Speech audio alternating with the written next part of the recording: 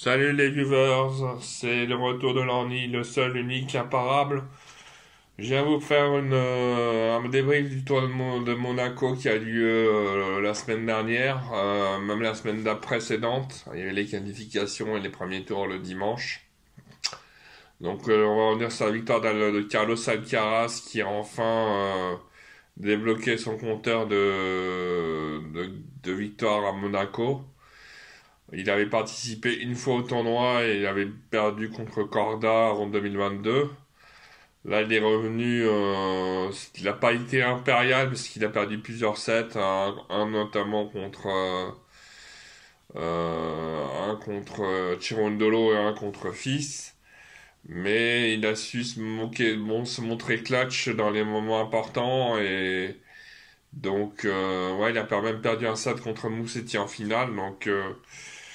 Mais il a eu de la chance que Musetti soit un peu carbo à la fin du tournoi parce que Musetti avait enchaîné les matchs en 3-7, il en avait fait 4 durant le tournoi. Donc il était diminué à partir du deuxième set, il n'avait plus rien à donner, il n'avait plus de carburant, Musetti. Donc bah, du coup il a laissé les deux troisième sets, deuxième et troisième set très facilement à Alcaraz. Il n'y avait plus rien dans les chaussettes. Et même qu'il a une petite blessure au psoas, je crois. Donc psoas, c'est à côté de... c'est au bas du ventre. Donc aussi on va revenir sur la belle performance de Arthur Fils qui, faute de gagner des tournois, se place dans les tournois. Il fait quart de finale Indian Wells, quart de finale à Miami, quart de finale à Monaco.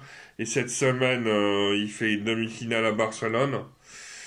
Il perd à chaque fois contre Alcaraz lors des deux derniers tournois à Monte-Carlo et à Barcelone. Monte-Carlo, il avait eu des possibilités de gagner, enfin de sérieusement déranger Alcaraz. Et il a eu 3 balles de break pour mener 5-4 services à suivre dans le deuxième set au quart de finale à Monte Carlo, mais il n'a pas pu saisir les opportunités et s'est fait punir au deuxième et au troisième set. Et là, à Barcelone, bah écoutez, là ça a été une petite claque pour un fils qui s'est pris 2 sets dans la musette. Peut-être que Alcaraz a su décortiquer le jeu de fils en attendant. Bon. On va aussi parler de Tsitsipas qui n'a pas su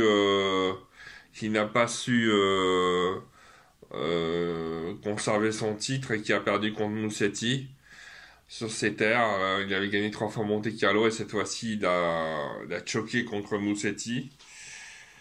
Et Musetti très très fort lors de ce tournoi qui a fait un superbe tournoi, mais il a fait plein de matchs en 3-7, pas mal de remontada, mais au final bah écoutez, il a perdu.